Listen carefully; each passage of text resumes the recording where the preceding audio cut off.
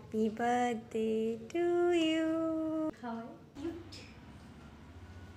Hello বন্ধুরা, তোমরা সবাই কেমন আছো? আশা করি খুব ভালো আছো। আমিও খুব ভালো আছি। তো দিনটা ছিল 25শে ডিসেম্বর। তো দিনটা শুরু হয়েছিল এক কাপ চা নিয়ে। সকালবেলাতেই এরকম বেলকনিতে রোদ পোহাচ্ছিলাম আর চাটা কিন্তু এনজয় করছিলাম। এটা কিন্তু আমি আমার শ্বশুরবাড়িতে আছি এখন। তো এরকম রোদে একা একাই বসে বসে চা খাচ্ছিলাম আর ভাবছিলাম আজকে যেহেতু আমার বরের জন্মদিন, তো বর তো বাড়ি থাকে না। তো তারপরে নিচে নেমে একটু আমাদের বাগানটাই দেখতে এলাম যে কি কি হয়েছে না হয়েছে। তো দেখছি একটা লঙ্কা ধরেছে, ফুলটা দেখো একদম পুরো গোলাপের মতো। তো এটা হচ্ছে দোপাটি গাছ, আমি কিন্তু আগে জানতাম না, এবারে এসে জানতে পারলাম। আর প্রচুর বিচন ধরেছে আর সেগুলো পরে কিন্তু নিচে ছোটো ছোটো গাছও বেরিয়ে গেছে। তো তারপরে সমস্ত কাজ বাজ ছেড়ে কিন্তু রান্নাবান্না করে ফেলেছিলাম। তো রান্নাবান্নাতে একটু স্পেশাল মেনু ছিল, সেটা তোমাদেরকে দেখাচ্ছি, দাঁড়াও। আজ যেহেতু আমার একমাত্র বরের জন্মদিন, তাই মনটা চাইছিল একটু স্পেশাল কিছু বানাতে। তাই বাড়িতে যা যা ছিল ডিম দিয়ে, সয়াবিন আলু দিয়ে একটু এগ বিরিয়ানি বানালাম। কিন্তু মনটা ভীষণ খারাপ, যেহেতু কর্মসূত্রে এক জায়গায় থাকে আর আমি এক জায়গায় থাকি, তাই আসতে পারবে নাই বলেছিল। তাই ভাবছিলাম যে একা একা বিরিয়ানি খাবো।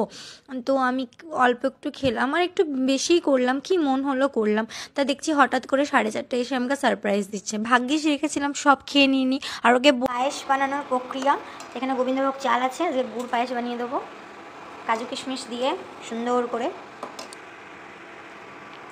হঠাৎ করেই বিকাল থেকে আমার একটু শরীরটা খারাপ করছিল, কিন্তু আমার ও যেহেতু আমাকে সারপ্রাইজ দিয়েছে, তাই আমারও কিছু কর্তব্য ছিল। তাই আমি কিন্তু অনেক ভালোবেসে পায়েস করে দিলাম, কারণ জন্মদিনে পায়েস খাওয়াটা শুভ।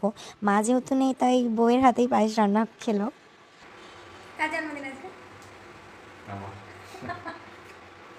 বলছে আমার। এবারে জন্মদিনগুলো এরকম ভাবে হোক, নেক্সট টাইম ভালো করে হবে।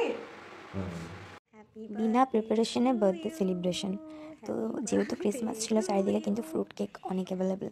তো হট জলদি একটা ছোট্ট সারপ্রাইজ প্ল্যান করা হয়ে গেল। তো এইভাবে আমরা কিন্তু মানে জন্মদিন যাপন একান্তই আপন, শুধু আমি আর আমরা দুজন মিলে কিন্তু কী বলবো, দিনটাকে সন্ধ্যেটাকে উদযাপন করলাম এইভাবেই। তো ভালো লাগলো। তুমি খাও। যেটুকু হলো বা পেলাম, এটাই বা কজনের কপালে থাকে, তাই না বলো? তাই দিনটা যেমনই হোক না কেন, যেইভাবেই হচ্ছে, মানে ভগবানের ইচ্ছা বলে সেটাকে মেনে নিতে হয়, যে হয়তো এটাই আমাদের জন্য বেটার। তো ব্যাস এটুকুই বলবো, শুভ জন্মদিন, ভালো থাকো, সুখে থাকো, শান্তিতে থাকো, সুস্থ থাকো সারা জীবন, এইটুকুই। কাজের মাসি লাগছে। আমার শরীরটা হঠাৎ করে বিকাল থেকে একটু খারাপ হয়ে গেছিলো, তার জন্যই কিন্তু এরকম লাগছে। জন্মদিন উপলক্ষে আমি একটা কেক খাওয়াই, বানানো গরম গরম গুড়ের পায়েস নাকি না দাদু আর নাতু। এটা হচ্ছে জন্মদিনের গিফট।